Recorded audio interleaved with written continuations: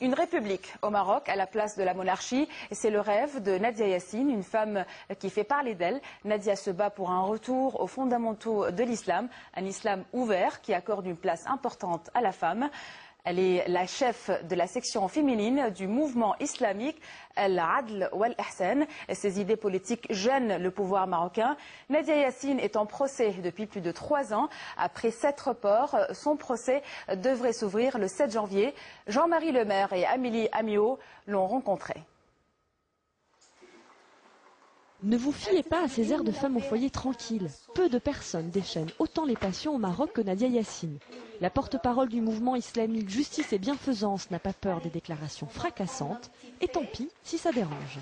Je ne suis pas disciplinée, j'ai plutôt un caractère d'artiste. Je fais de la politique par accident. Je ne fais pas du tout de la politique parce que c'est ma vocation. À l'origine de son engagement, son admiration pour son père, le cheikh Yassine. Alors qu'elle a 15 ans, le chef du mouvement islamique est placé de force en asile psychiatrique car il a nié la légitimité religieuse du roi. C'est un électrochoc pour l'adolescente. J'ai été giflée, si vous voulez, le jour où il y a eu la DST qui a atterri chez nous et qui l'a pris comme ça, sans procès, sans rien du tout. Ils l'ont fait disparaître et j'ai senti une énorme frustration qui a généré chez moi une volonté de faire. Depuis, Nadia Yassine se bat sur le terrain des médias pour imposer les valeurs d'un islam qu'elle promet tolérant. Pour se faire entendre, la militante bouscule les tabous. Résultat, elle risque 5 ans de prison pour avoir osé utiliser le mot « république » et c'est une injustice selon son avocat. Nadia Yassine n'a fait qu'exprimer sa préférence pour le régime républicain plutôt que le régime monarchique. Donc en fin de compte, ça reste dans la limite de la liberté d'expression. De la provocation, oui, mais pas gratuite.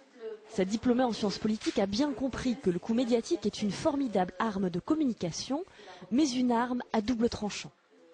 J'ai reçu des lettres de menaces, j'ai reçu des lettres où on me disait qu'on allait me jeter du vitriol à la figure, parce que j'ai dérangé à plusieurs niveaux. Ça dérange parce que je suis une femme alors que la majorité des hommes se taisent et sont quelque part un peu couards, lâche devant les réalités du pouvoir marocain.